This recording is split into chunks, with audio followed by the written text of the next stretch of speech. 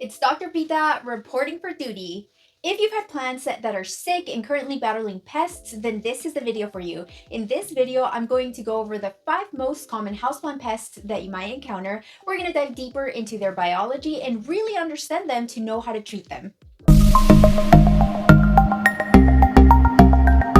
Hello, my beautiful planty friends, and welcome back to my YouTube channel. If you're new here, welcome. I'm Pita, and I'm the owner of Pita's Planters, a rare plant shop located in Dallas, Texas, and I'm also in the process of getting my PhD in neuroscience.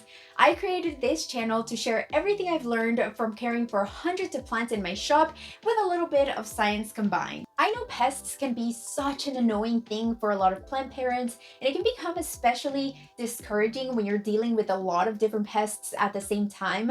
I've seen a lot of our customers just grow so frustrated, and a lot of the times they feel bad and they feel like it was their fault, but I'm here to tell you that first of all, you're not alone. Every single plant parent has dealt with a pest at one point or another. And second of all, it is not your fault. Pests are live animals that are just trying to find food, and it's just part of biology and nature. So please don't feel bad if you're currently dealing with pests. I know that they can be very annoying, but I'm here to hopefully help make that process a little bit better, and also to let you know that if at one point your plant is too far gone, it's okay to get rid of that plant. There have been so many times when I've noticed pests and one of the leaves may be completely infested, and it's at a point where it might be too much work to make that plant bounce back. And what I do is just trim the entire plant, take off all the leaves, and just wait for new leaves to arise. Plants are supposed to be a fun, relaxing thing. Do not let pests change that for you. So where do pests even come from? They can come from almost anywhere. Most of the time, people place their plants by a window, and sometimes the breeze can carry in pests. There are pests everywhere outdoors. They can be carried in with your dogs, on their fur, through your clothes, and even through other plants that you bring into the home. I would argue that when you bring in plants, that's maybe the number one way that other pests come in. They can be dormant in the soil. There could be eggs that haven't hatched yet, so they weren't visible. And overall, a lot of these pests are almost microscopic, so it's very easy to miss them. So make sure that when you're shopping for new plants, you're inspecting them very well, and make sure that you're also purchasing from trusted sellers. As you know, I have my own plant shop, and in the plant shop, we're actively trying to look and make sure that there are no pests in the plants. But I'll be honest, we order plants from a lot of different greenhouses throughout the US, and sometimes we receive plants that already come with some pests. So the growers themselves may have accidentally missed some of these pests, and as soon as we notice them, we pull them aside, separate them from our other plants, and immediately start treating them. We actually have an area in our plant shop in the back where we keep plants that have pests in isolation. So we keep them together but isolated away from the other plants. So I recommend doing this at home as well. Before you introduce a new plant, make sure to keep it in quarantine for a little while. Make sure to inspect them, spray them down. Oftentimes, I also suggest changing the soil to a soil that you're more comfortable with, and a soil that you know is either sterilized or has never been used before, and that it's clean of all other pests. And I will say, oftentimes, even reliable sellers might miss a pest or two. And I can assure you that as a small business owner, I always make it my goal to look out for pests, and I will never knowingly sell a plant that has pests. That is different, however, when you shop at big box stores, so Home Depot or Lowe's or other places where there isn't a person actively looking for pests and managing those pests. Sometimes plants will already arrive with a lot of different pests, and if they don't go checked and start getting treated right away, that can spread to a lot of different plants. So if you're especially like buying plants from big box stores, I highly recommend inspecting them really well and treating them as a preventative before you introduce them with your other plants, because one single little pest that hitched a ride in one of those plants can completely wipe out your whole collection. So just be hyper vigilant when you're shopping, and make sure to take all the right steps to treat your plants before introducing them to the rest of them. Before we jump into the pests themselves, I also want to quickly go over the structure of a plant leaf, because I think that understanding this is going to be essential to really understand what these pests are doing to your plants, because they all kind of do something slightly differently. So the outermost layer of a leaf is called the epidermis, and it's a waxy cuticle that protects all the cells underneath. The next layer is known as the mesophyll, and that's where all the chloroplast is stored. Not all of it, but a lot of it is there because, as you know, chloroplast is essential for the plant to make its food and photosynthesize. So that's the next layer there, and they're all kind of close to the top to make sure that they're receiving as much sunlight as possible to then make the food for the plants. Then deeper after those structures is the vascular system, which is basically made up of the xylem and the phloem, and that's where the water comes up from the roots and is delivered to the rest of the plants. And also in the phloem is where the sugars are and where the plant is making the food and also distributing it to the rest of the plant. Over time, through evolutionary development, different pests have developed different mouth parts to target different parts of the leaf. So there are some pests that tend to have more of a superficial impact where they feed on the cells at the surface of the leaves, and other pests are more prepared with like longer stylets to be able to reach deeper into the leaf and target the phloem where all the sugary delicious food is located. And so today you're going to learn about basically the mechanism of feeding for the most common houseplants that we see. And this is really important information to know because then once you understand how they behave, then you will know what kind of pesticides work on them. So for example, we know that systemic pesticides tend to be absorbed through the water and then distributed by the rest of the plant through the xylem and phloem. And so naturally, if some pests are not even feeding on the phloem, then it's not going to have an effect on them. So that's why some pests are not targets of systemic pesticides, and you have to find different ways to target them.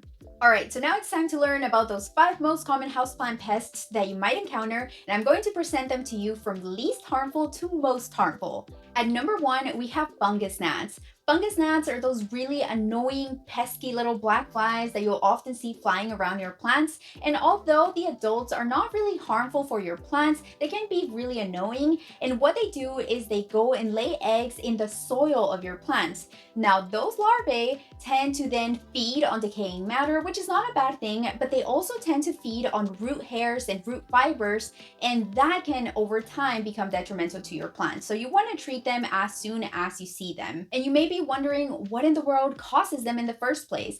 This is typically caused by soil that is very stagnant and that stays wet for long periods of time. It creates the perfect environment for these fungus gnats to breed and reproduce very quickly. So to avoid this and prevent them in the future, the first thing I would recommend is to change out your soil and make sure that it's well aerated. You can very easily do this by incorporating chunky materials such as pumice, orchid bark, and perlite. Just mix it in there with the soil, and that'll naturally help the soil dry out faster and increase aeration in the roots.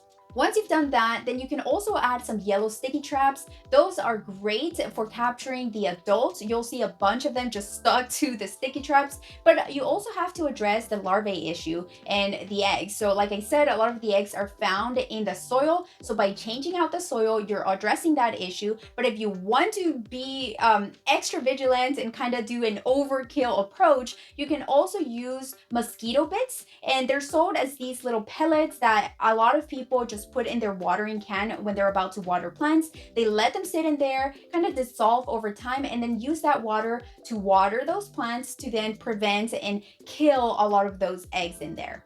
Next up, we have mealybugs. These look so gross to me, like especially when they're adults and they have the little antennas that you can see. And they're destructive, but nowhere near as bad as others that I'm going to talk about in the future. And these usually you'll see as cottony little like white clusters that tend to stick together. So you know what the adults look like, but a good sign that you have them is if you see cotton-like clusters in different parts of your plant. And these tend to hide really well, and that's why they tend to love plants like this Mauna Loa here that have a lot of folds, because they will just go and hide in there in the really hard to reach places.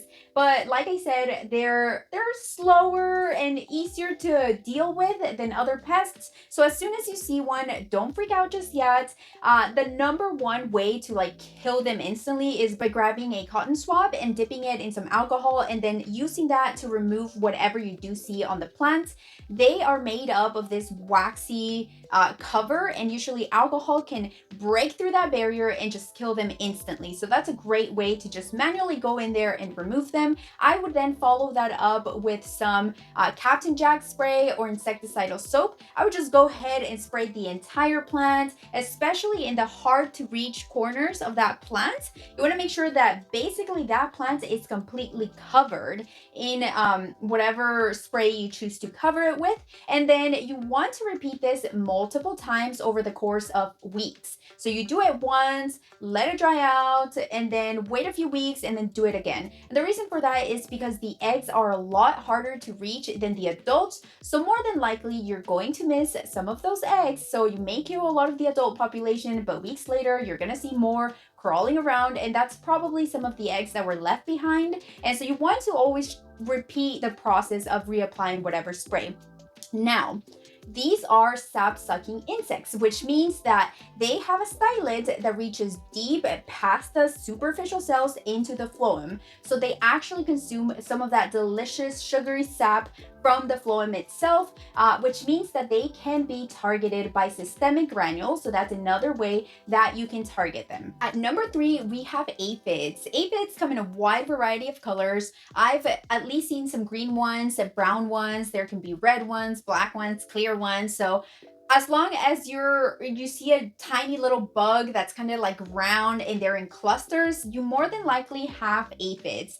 Aphids to me are so funny looking. Like they're these giant balloon-like, well, they're not giant, they're small, but they just blow up when they eat the sap from the plant. And they are so wild because they reproduce very quickly, oftentimes asexually, and they give, like when they give birth, a lot of the newborns are already pregnant. Like it's crazy how quickly they can reproduce for that reason. And these guys are very similar to mealybugs. They have a stylet that reaches farther into the cell and they feed on the phloem. And as you know, the phloem has a lot of the sugar delicious drink that they love, and they insert their stylet into the phloem and just passively drink and drink and drink, and they kind of blow up and they get really like plump.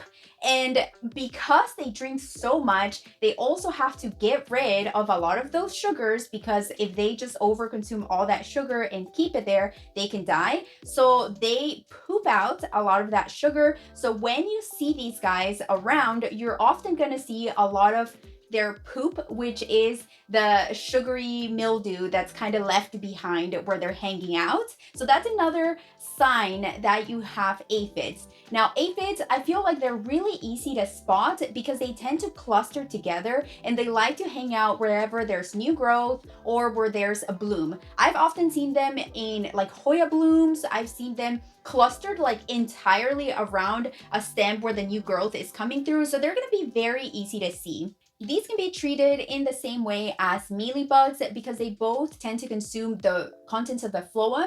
Then you know that systemic granules are going to work on them because systemic granules make their way up through the xylem and the phloem. Then when they go and drink directly from there, you know systemics are going to actually affect them. So that's one way that you can target them. And the other way is by using sprays such as Captain Jack's or insecticidal soap. These usually work by targeting them directly. So some of them work by breaking down their barriers and killing them by desiccating them. And so any of those sprays should work well on them.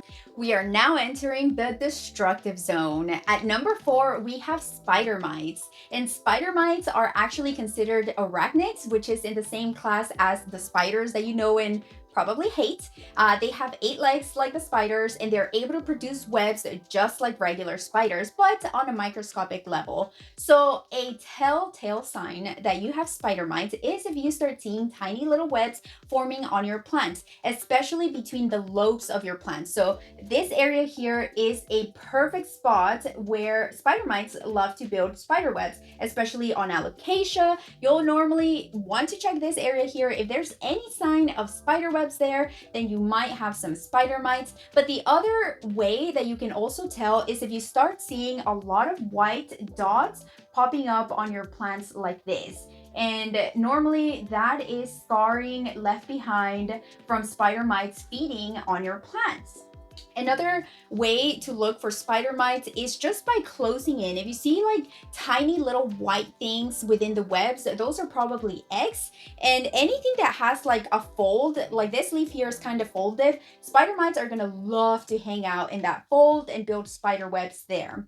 Now, spider mites are very destructive because they feed on the plants differently than aphids and mealybugs do. So like I mentioned previously, mealybugs and aphids reach straight into the vascular system of the plant without really damaging a lot of the other cells around it. They're consuming the nutrients, but they're not really causing damage to the superficial cells. On the other hand, spider mites, they don't have the ability to reach into the phloem and consume the sap. Instead, they consume the superficial cells that contain the chlorophyll and chloroplasts. So what spider mites do is they break through the epidermis and they reach the mesoderm or mesoderm, and that's where you see all those cells that help the plant make food. Those cells contain a lot of the chlorophyll and chloroplasts, and what these spider mites do is they reach into those cells and consume all the organelles, leaving behind a dead cell. So that's why every time a spider mite feeds, it basically kills off cells in that area, which leaves behind these little white dots that you see. And so it creates a lot of visible damage. And it's even worse to target a plant in this way because it's directly killing the cells that are helping this plant make more food. So overall, it tends to be a lot more detrimental to the plant. Since spider mites can't be targeted by systemic granules, then you have to rely on other ways of targeting them. So the best way to target them is by physical removal using a spray that breaks them down and basically dehydrates their body. So insecticidal soap or Captain Jack's, a lot of those contain salts that directly dehydrates the body of the bug and then kills them on the spot. But you have to make sure that these sprays come in direct contact with the pests themselves. So when you're treating them, if you have a leaf, make sure you spray down the front and the back of that leaf, and then you take a napkin and wipe it really well. Make sure that all the spider mites on there are being removed. And another thing you'll notice is that if you have spider mites that are a bit more mature, sometimes they are red. So when you go with a white napkin and wipe them down, you'll see streaks of red on the napkin. That means you have spider mites. So that's another great way to check. If you can't visually see them, then just take a white napkin, wipe down the leaves. If you see red streaks, then those are probably squished spider mites. Another great way to target spider mites is by using beneficial predatory mites that directly feed on these spider mites. But never, ever, ever use predatory mites in combination with sprays or even systemics, because these same sprays that are killing spider mites are also going to kill your beneficial bugs. So you can always use beneficial bugs, but never use them in combination with chemical approaches. And finally, at number 5, we have the most destructive one of all. It is straight out of a nightmare. We have the thrip. We all probably know thrips, and I've always told Aubrey and Shauna at the shop, if you ever spot thrips in here, we're burning the whole shop down. But I'm exaggerating. They can 100% be treated, but it is essential that as soon as you spot one, you get right on it, okay? So thrips are very destructive because they feed on the plants in a similar way as spider mites, except worse. So thrips do this rasping motion on the leaf. So instead of having like a specialized stylet needle that goes into the phloem, they actually go and scrape. They scrape away at the leaf until it gets to the superficial cells, and then it feeds on those cells, and then it moves on to the next little patch, and then it scrapes, and then it feeds, and it continues to do that. And you'll see that when you have thrips, one of the first signs is little silvery trails of like white, silver, patches of scarring on the tissue of the plant. And that's literally the trail that the thrip is leaving behind as it is eating and damaging the plant. So they're very, very destructive for that reason. They also tend to lay their eggs inside the tissue of the plant. So it's really, really hard to target the eggs. And you're gonna have that when you're treating against them, you're gonna have to do multiple treatments as you're killing off the adults, but the eggs that are protected are then hatching and reproducing. So this is like a non-stop, multi-targeted approach that you have to do to be able to treat them. Thrips can be really hard to spot because, as I mentioned, they're very smart and they're kind of loners. So unlike aphids, which all cluster together around an area where they're feeding, thrips tend to kind of go on their own and feed on their own. So you may see a random one here and they're thin and super long, so they camouflage really well and they can just hide really, really well overall. The beginning, like young thrips, tend to be white and look like thin grains of rice. And when they're a little bit older, they're black and thin and long. And when they get more mature, they can even fly, which is crazy. So they can spread easily between plants as well. Thrips can be treated in the same way as you would treat spider mites. In rare occasions, I do think that thrips can dig far enough down into the phloem and could potentially be affected by systemic granules, but for the most part, they're not affected by systemic granules. So the best way to treat them is by using sprays and directly removing them. So you want to really spray down the leaves, wipe the leaves very well, and I would use Captain Jack's insecticidal soaps and predatory mites if you decide to go with the biological approach instead of a chemical approach. But you have to make sure that you do this multiple times and keep following up. And as soon as you see a plant with thrips, you want to isolate the plant from the others because they can spread really, really fast. All right, so now that I've given you in-depth information about the behavior and feeding patterns of each of these pests, I'm going to go over some of the most common pesticides that are used at home and what exactly they do and which one you should use for which pest. Up first, we have neem oil, and specifically, if you are going to use neem oil, use a neem oil that's 100% cold pressed. This one here is one that I like and that I use. This is the Neem Bliss Pure Neem Oil Extract. This one is great. For the most part, I recommend using neem oil for a first round of treatment or as a preventative if you dilute it well enough.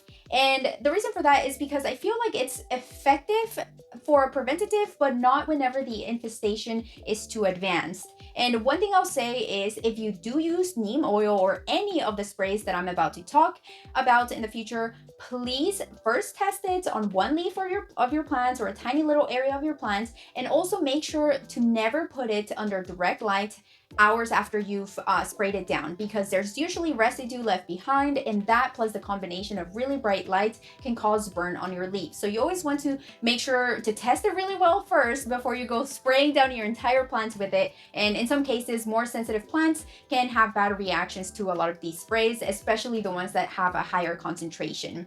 The way that neem oil works is by one, it suffocates by blocking the pores of those insects that it's coming into contact with. And number two, it also disrupts the hormonal balance, basically inhibiting the feeding pattern of these bugs. And it can be used against a lot of different pests. So you can use it against aphids, whiteflies, like a lot of the ones that I mentioned, neem oil should work against it. But again, it's not always as effective alone. I always recommend trying something a little bit stronger once you do have an infestation.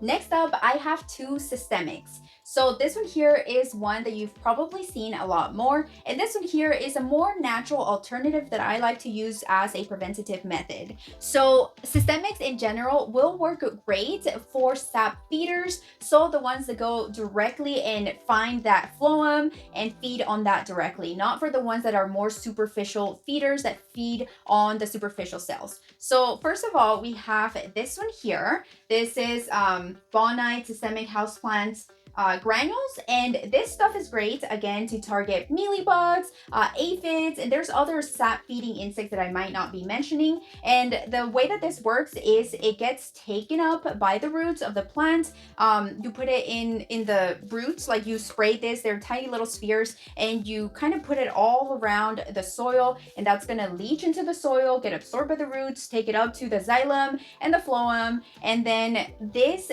basically acts as this this neurotransmitter called acetylcholine, and that transmitter binds to the receptors of these bugs that are feeding directly on it, and it overwhelms their central nervous system that eventually leads to death. And I have another one here. This is SNS 209. This is a lesser known one because it's not as strong. It's more of a natural alternative. This is basically rosemary oil extract. And what this does is it gets taken up by the roots. So it's a liquid. You mix it in with your water when you're about to water your plants. And then it basically makes the plant tissue taste bad for those animals that are feeding on it. So I think it works against a lot of sap feeders, but it could also potentially work on some of those that feed on the cells as well, but don't quote me on that. Either way, I use it often when I'm watering plants. I just add a little bit to my water and water all my plants with it, and I think overall it's a great preventative. Next up, I have one of my favorites. This is Captain Jack's Dead Bug Brew, and this basically works on all the pests I mentioned today as long as it comes into direct contact with it. So this basically works, the main ingredient is spinosad, and it works by overwhelming the central nervous system of these pests. So it goes and it basically creates hyperexcitation in their central nervous system that eventually leads to death. And overall, I think it's a great spray to start with. Just spray your plants down really well after you do a spot test, and it should be good against aphids, mealybugs, thrips, and anything else that I mentioned today. I also mentioned insecticidal soaps. These are great approaches for spraying down your plants as well. And I have two different ones here. They both have the main ingredients that a lot of insecticidal soaps have, which is basically potassium salts of fatty acids. So this one is mainly made up of that. This is by the Safer brand. And then this is also by Captain Jack's. I like this one a little bit more just because it has the potassium salts and fatty acids, but it also has spinosad mixed in there. So it's a double approach, which is great. And because these are sprays, they also work on all the stuff I mentioned today, all the different pests. These come into contact with them, and basically they're salts that break down the outer barriers of these pests and reaching in there, and basically works by dehydrating their bodies.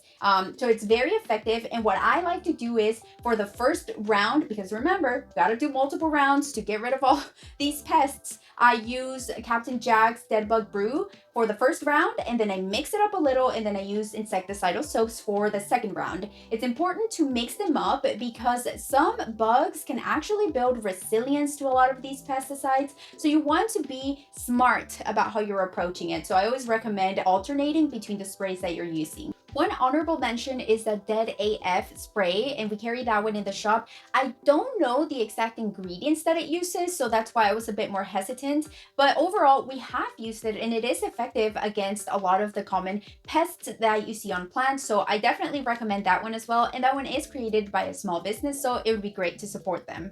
All right, friends, I hope you all found this helpful and that now you feel more prepared to deal with different pests by understanding their behavior and how they feed on plants. I truly believe that we can approach them in a smarter way instead of just feeling overwhelmed and spraying it down with anything we have on hand and sometimes making the problem even worse. So also please remember that pests are part of nature. Do not let these pests take the joy away from enjoying plants. Plants are amazing, and this is just one of the things that we have to deal with, but I think that together we can make it a little better. Thank you for watching, you guys. Please subscribe if you're new here and like this video. Check out my other educational videos as well. And if you'd like to support my small business, please come by and visit us. We are located in East Dallas. Please, I would love it if you're local, if you could come out to our holiday market happening on November 29th. We're gonna have so many great vendors.